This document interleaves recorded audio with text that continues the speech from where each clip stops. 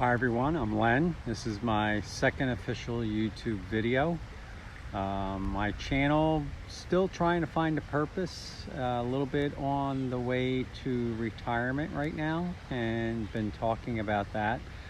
Gave a little garden tour last time, so if you're liking what I'm showing and you want to give me a thumbs up, that would be much appreciated. Please give me some comments on how I can improve audio, video, whatever that case might be. So I'm pretty thick-skinned, so appreciate any comments. So I am about 20 hours away from officially starting my retirement. I have a little countdown clock in my kitchen. I've been watching it. Originally it was up in my closet, started at about 592 days. That's when I originally set up the clock, but my process of thinking about retirement, beginning to plan for it, probably began back about 5 years ago. 2019-ish, maybe even 2018, but began to think about, that it was becoming possible. What should I do? Getting serious about financial planning and working with financial planners. Of course, I did what most people did at first, which is put together an Excel spreadsheet and see if I can figure it out on my own. I'm pretty good at Excel, but not that good.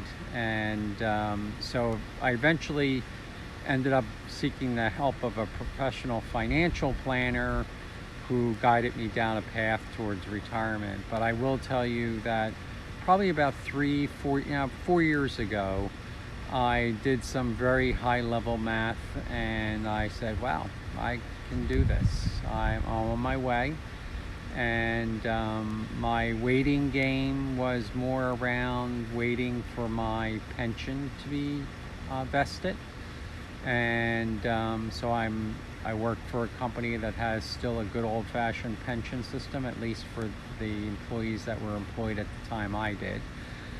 So I've been waiting for myself to turn 62, which happened in May, and I will retire July 1st. So my planning process began then, and the realization that I could do it probably happened about 3.5, 4 years ago, and slowly working towards it and looking for that next purpose in life. I know I'm not retiring from my job. I need to retire to something else. I'm too active to just sort of turn off the switch and say that's it. I've developed a list of hobbies. I can share them with you at some future time that I'm working on, and I know many probably will not stick. Others I hope will. I hope there's one or two in there that will eventually end up sticking and I'll enjoy doing overall. Given my profession I've been in, and I've done a lot of international connections over the years, probably do a little bit of consulting, but very highly controlled, not more than the equivalent of like 4 days a month to do consulting. I don't want to start a second career. That's not my goal, but I want to stay engaged and sharp. And I was reflecting over the last 30 years of my career with my company, and it's really been quite a remarkable and memorable career. I feel positive about it. Of course, with any corporate career, there are ups and downs and things you would have wished you had done differently, and things that you've just celebrated along the way because they worked out so well. I had a chance earlier on in my career to attend the Harvard A&P program, which was probably a real pivot point in my career.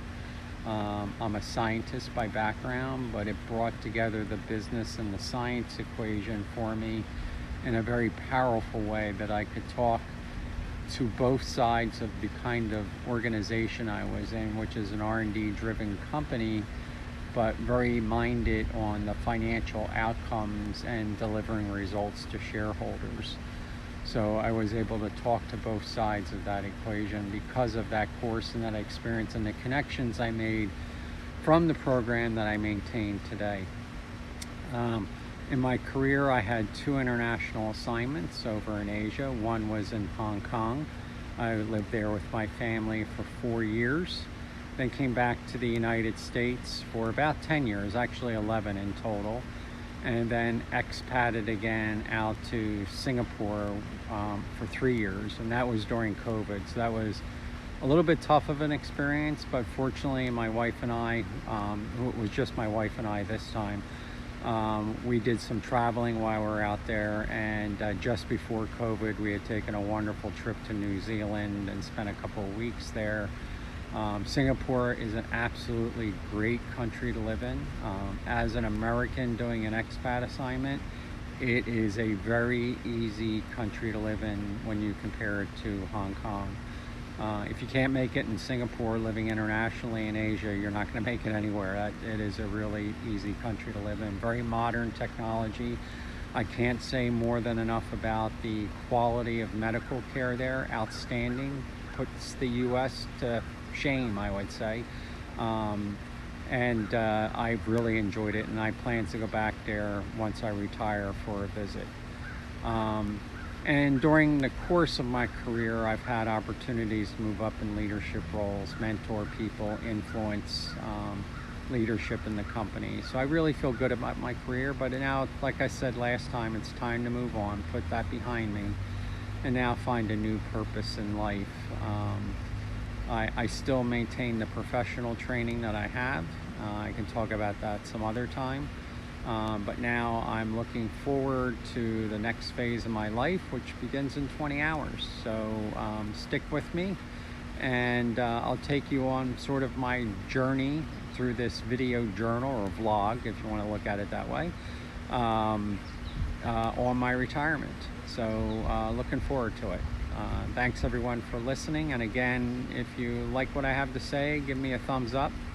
And if you have suggestions for topics you'd like me to talk about, or just suggestions on how to do a better job of recording and audio, again, please pass those along. Thank you.